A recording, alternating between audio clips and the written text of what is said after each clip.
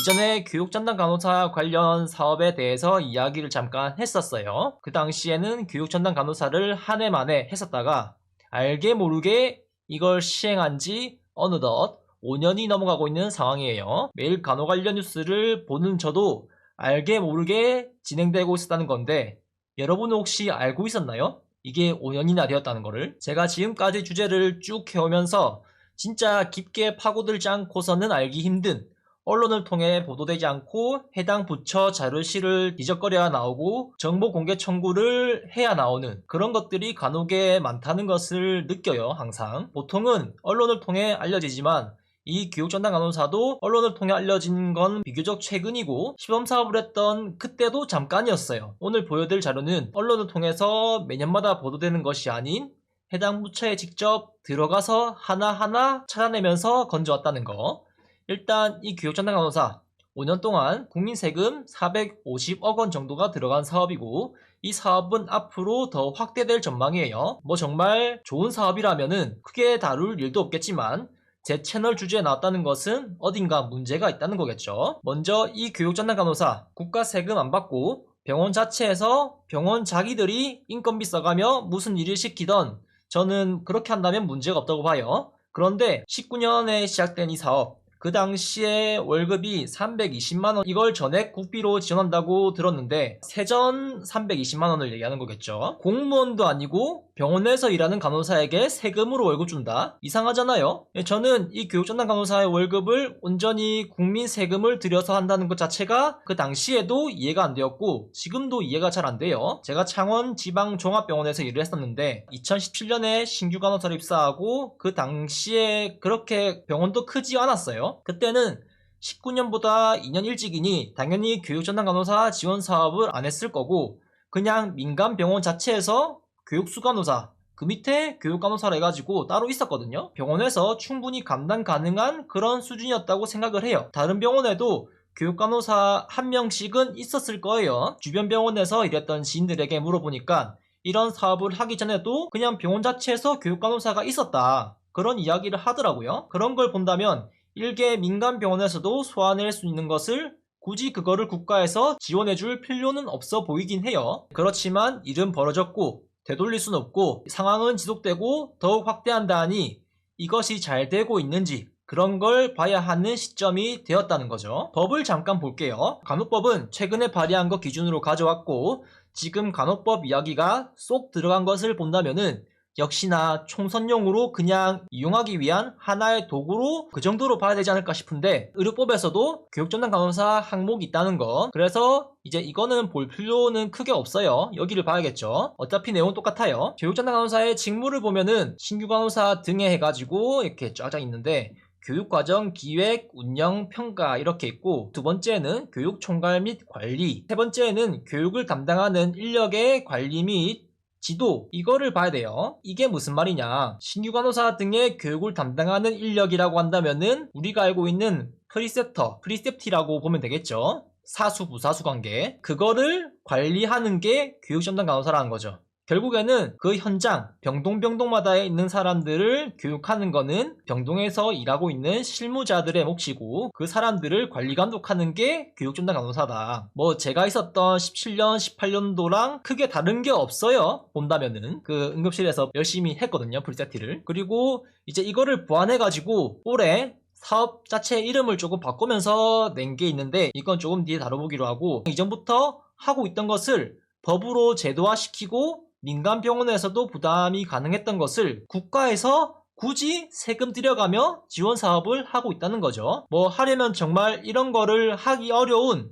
그런 병원을 먼저 지원해주면 안 될까 싶기도 한데 이런 게 어떤 조사나 통계 자료를 근거로 이런 정책을 해야 할 필요성이 있다, 그런 걸 평가한다 할 거잖아요. 그래서 뭐 신규 간호사의 퇴사율, 그게 중요하겠죠. 왜 퇴사하는지 그런 게 조사되는 게. 모든 병원에서 이루어지는 게 아닙니다. 아마도 이 자료들이 간협 그리고 병원 간호사의 연구조사를 대상으로 할 거란 말이죠.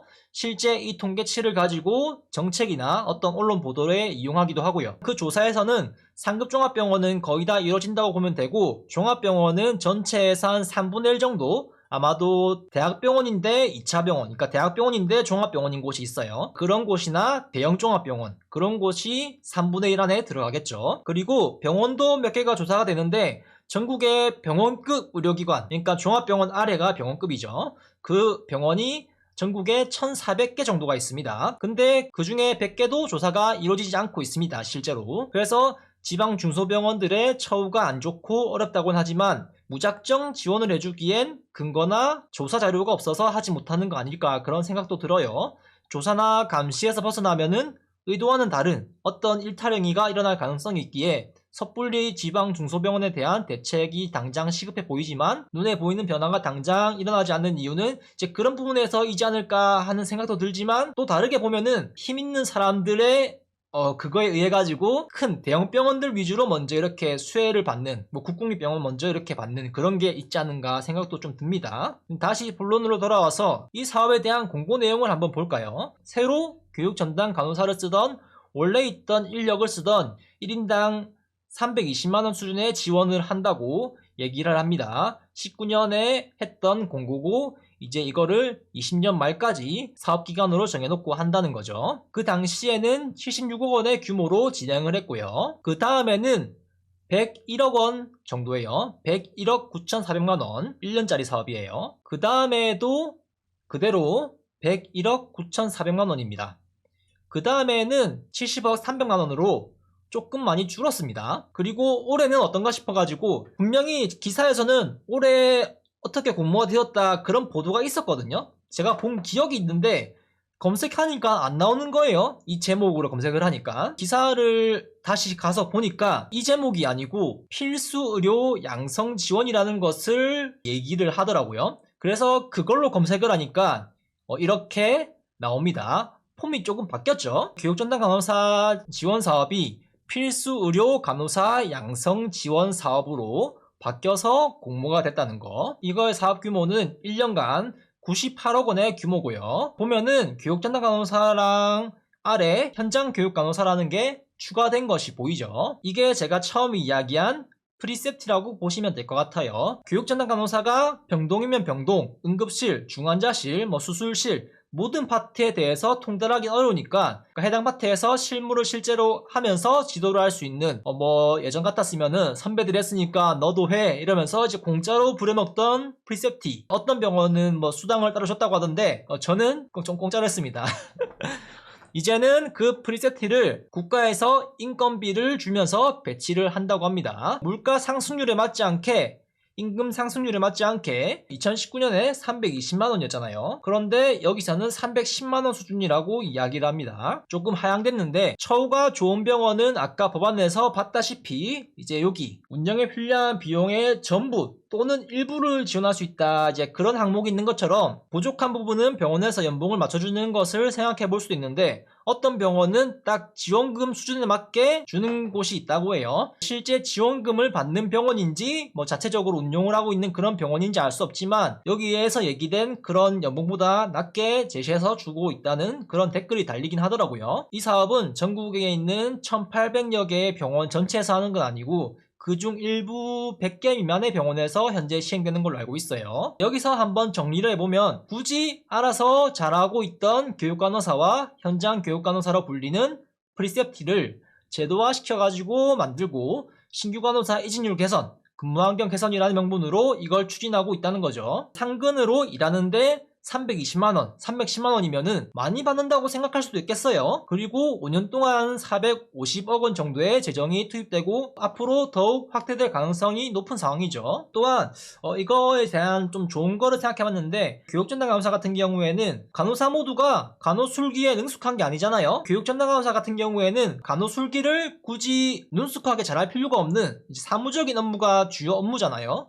말 그대로 교육 전담이기 때문에 교육만 잘하면 돼요. 병원 입장에서는 올해 고용한 간호사 중에 병동에서 일하는 모양새가 영 아니다, 이러다 사람 잡겠다 해가지고 그런 사람들, 응급실에서 일하다 큰일 나겠다, 중환자실, 수술실 절대 보내면 안 되겠다, 이 아이는 환자 근처에 가게 해서는 안 돼, 이제 이렇게 해서 교육간호사로 가는 그런 일부의 케이스도 있을 거예요. 그런 경우에는 간호술기 쪽 말고 간호행정적으로 재능을 활용하는 걸로 보면 되겠죠. 이어서 이 교육전담 간호사를 앞으로 계속해야 한다는 명분을 위해서인지 작년에 기사가 나왔습니다. 교육전담 간호사의 매직, 사직률 치솟던 병동 이직 뚝 이렇게 해가지고 23년 6월에 나왔어요. 기사 내용을 자세히 보면 이렇습니다. 메디컬 타임즈에서 나온 기사고, 빅5 S병원 간호부 원장은 자신이 근무 중인 병원에 교육전담 간호사 제도를 시행한 경험을 사례로 제시하며, 빅5 병원 중 S병원이라고 한다면은 다들 추론이 가능하지 않을까 싶은데, 생각해보니까 빅5 중에서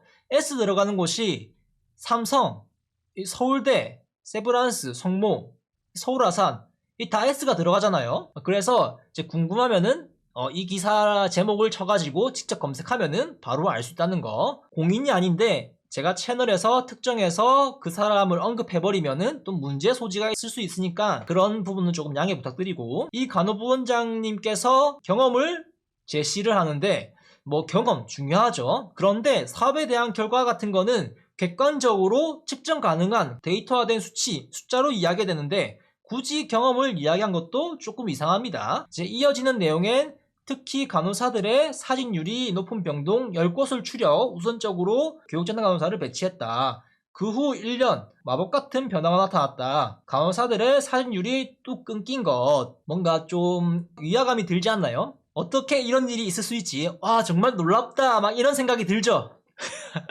저도 어떻게 이럴 수가 있지?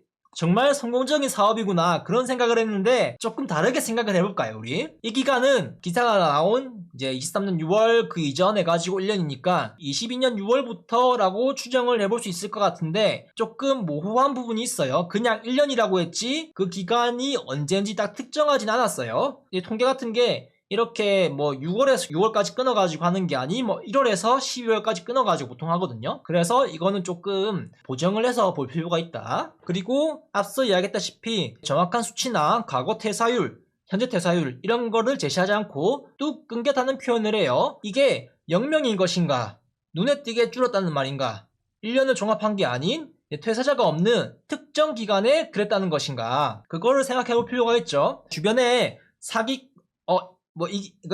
여기 나온 분이 사기꾼이란 말 아닙니다. 예를 들어서 사기꾼들이 쓰는 수법 중에서 자신이 조금 잘 나가고 돈 잘 버는 그런 거를 보이고 싶을 때 이제 보통 영업 같은 거 할 때 수입이 조금 안정적이지 못해요. 어느 날 잘 팔리는 날에는 한 달에 1,000만 원 벌고, 진짜 장사가 잘 안 되거나 못 파는 날에는 한 달에 뭐 200만 원 벌고 막 이렇게 하는데, 한 달에 1,000만 원 버는 거를 기준 삼아서 나 1년에 1억 2천 벌어, 이렇게 하는 그런 느낌처럼 약간 그 퇴사자가 없는 특정 달에만 이렇게 해가지고 이야기한 게 아닐까, 그런 생각이 드는데, 조금 더 파보자면은 이런 것도 있을 것 같아요. 병동에서 퇴사할 낌새가 보이는 사람이 있잖아요. 그런 경우에는 퇴사 면담이 이루어지죠. 그럴 경우에는 바로 퇴사 처리를 안 해주고 보통은 로테이션을 권유하거나 아니면 조금만 더 해보자면서 격려를 해요. 그렇기 때문에 그런 경우가 생기면은 상담을 하면서 병원에서 적응하지 못하는 사람들의 종착지라고 불리는 이제 여기 부원장님께서 언급한 10개의 병동 거기에 해당하지 않는 다른 병동, 그런 데를 보내는 것을 고려해 볼 수 있겠죠. 아니면 뭐 진짜 종착지라 불리는, 제 기억에는 신규들이 제발로 나가길 바라면은 응급실이나 중환자실 보내면은 100% 가까운 높은 성공률을 보였던 그런 기업과 주변 병원에서도 이제 그런 거를 한다고 하더라고요. 중환자실 보내면은 성공을 하더라고요. 다른 병원에는 응급실 보낸다고 해요. 문제하거나 아니면은 조금 퇴사를 좀 시키고 싶은 그런 사람들. 그래서 그런 것처럼 이 교육전담 간호사가 배치된 병동 말고 여기로 로테이션 가보는 건 어때? 그리고 로테이션을 시키고 거기에서 퇴사가 이루어지면은 일단은 그 전담 간호사가 있는 병동에서는 퇴사자가 없는 거잖아요. 로테이션 하는 것만 있을 뿐이지. 그래서 이런 마법 같은 상황이 생길 수도 있다는 거죠. 그리고 이 병원이 최근 주 4일째 시범 사업을 하는데 참여자가 40명이라고 해요. 전체 간호사가 6,000명인데 40명만 한다고 하는데, 어째서인지 만족도 조사에서는 30명을 대상으로만 아주 만족한다, 30명 중에 퇴사자가 한 명도 없었다, 그런 이야기를 하더라고요. 분명히 참가자가 40명이랬는데 10명은 어디로 간 건지 궁금하긴 하더라고요. 그래서 과거에 그런 전력이 있으니까 이런 걸 본다면은 방금 제가 했던 이야기가 뇌피셜은 아닐 것 같다. 충분히 근거가 있다. 충분히 있을 법한 이야기다.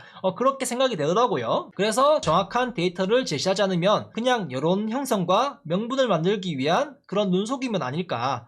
제 개인적으로는 그렇게 생각합니다. 왜냐하면은 이 기사에 포함된 기간 그리고 이 병원도 조사 대상에 포함되어 있는 통계에서 통합병동은 1위, 일반병동은 중환자실과 함께 2위와 3위를 다투고 있는 상황이에요. 상급 종병하고 종병 이혹이 딱 보이죠. 올해 발표된 24년에 22년에 조사된 통계가 발표가 돼요. 그래서 22년 신규 간호사 24,000여 명 중에서 퇴사율은 57.4%고요. 과연 교육전담 간호사를 시행한 이 시점부터 했는데 이게 괜찮은 건가 싶은 그런 수치이긴 해요. 이 당시에 13,000명 정도가 상급 종병에 취업을 했는데 그 중에 절반이 넘는 68.6%가 사직을 했다는 거. 그 비율 중에서 크게 보면은 이제 입사 포기를 한 비율도 있고요. 교육 중에 사직한 유형도 있고 발령받고 1년 안에 사직한 비율도 있어요. 1년 이내 사직한 이유 같은 경우에는 업무 부적응으로 가장 높았다고 조사가 되었는데 과연 교육 전담 간호사가 좀 잘 되고 있는 건가 그런 생각이 들더라고요. 그런 통계를 보면은. 올해는 어떻게 될까요? 아까 봤다시피 이름을 다르게 바꿔서 보다 확대하고 예산은 줄이는 방향으로 가는 것 같은데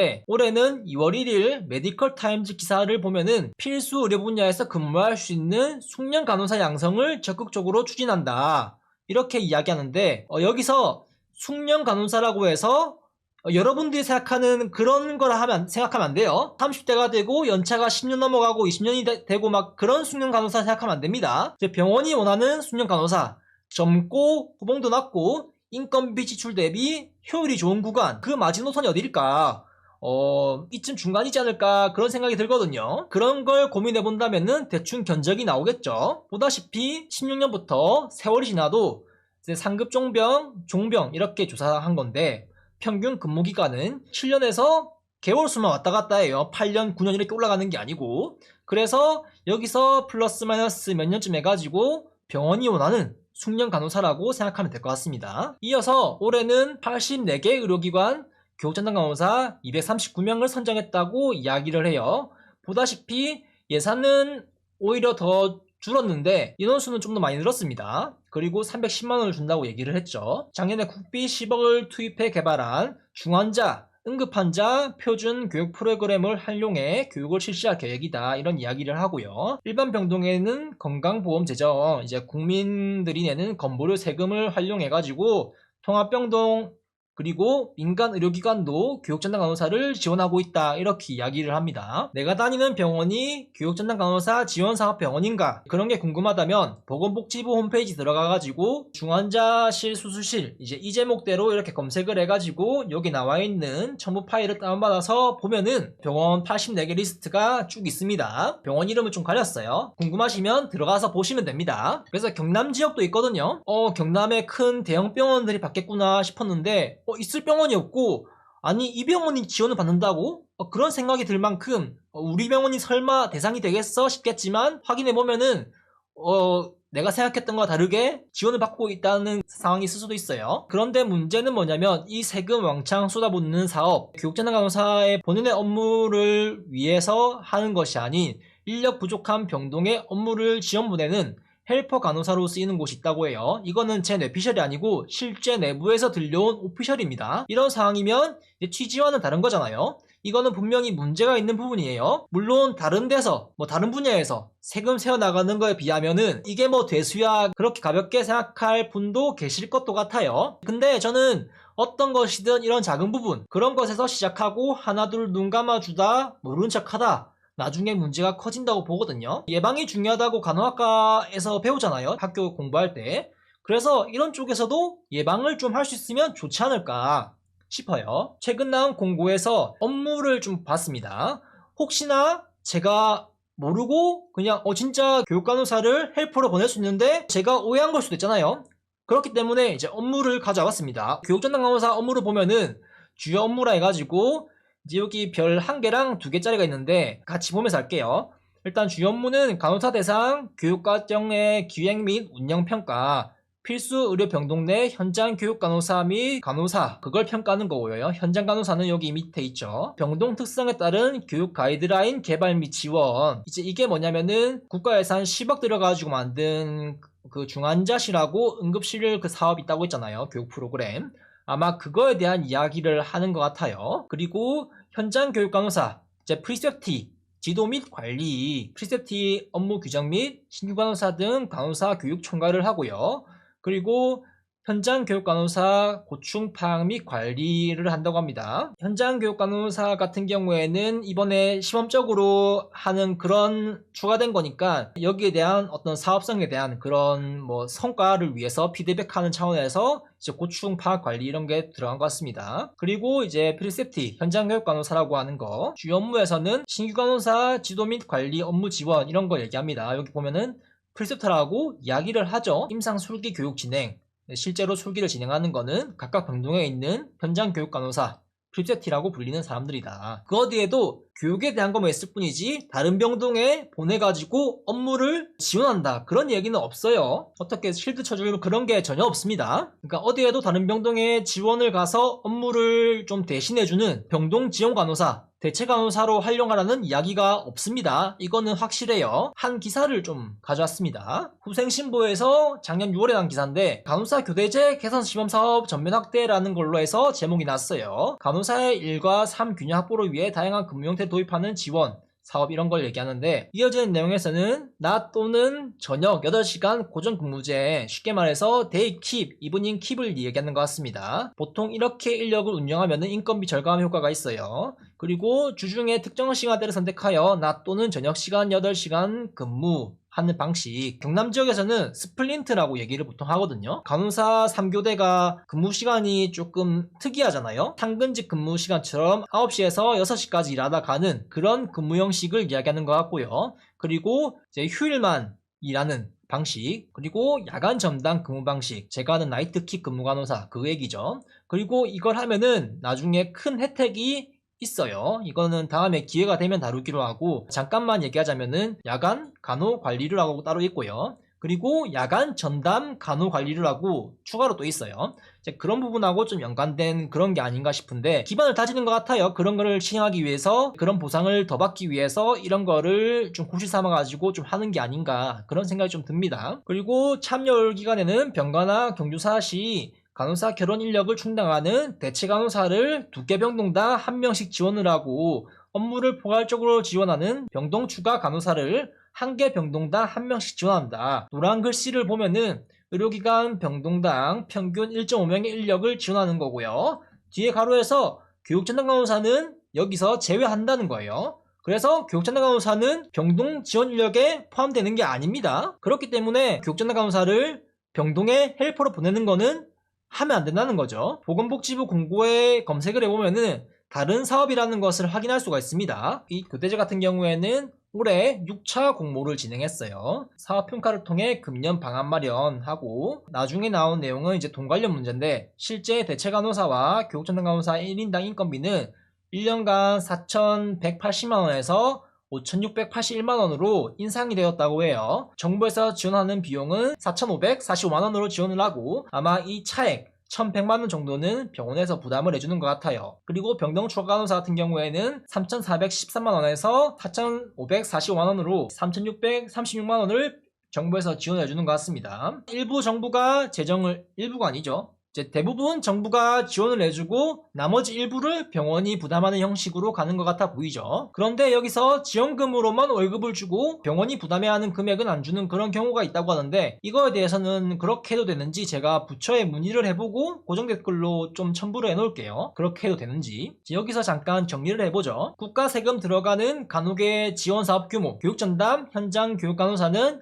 세금으로 월 310만원 1년 예산은 98억 원이고 작년보다 예산은 깎이고 이제 월급은 19년도 320만원보다 줄어든 것은 아까 본 대로 병원이 금액을 일부 보조하는 형태로 가서 사업 규모가 조금 줄어들며 참여 의료기관이 확대된 것으로 보이고요. 방금 이야기한 대체 추가 간호사는 22년 예산에 10억 공모라고 이렇게 나와 있는데 올해 2월 6차 공모까지 나와 있는데 거기서는 돈에 대한 이야기는 없더라고요. 사업 규모가 얼마인지는.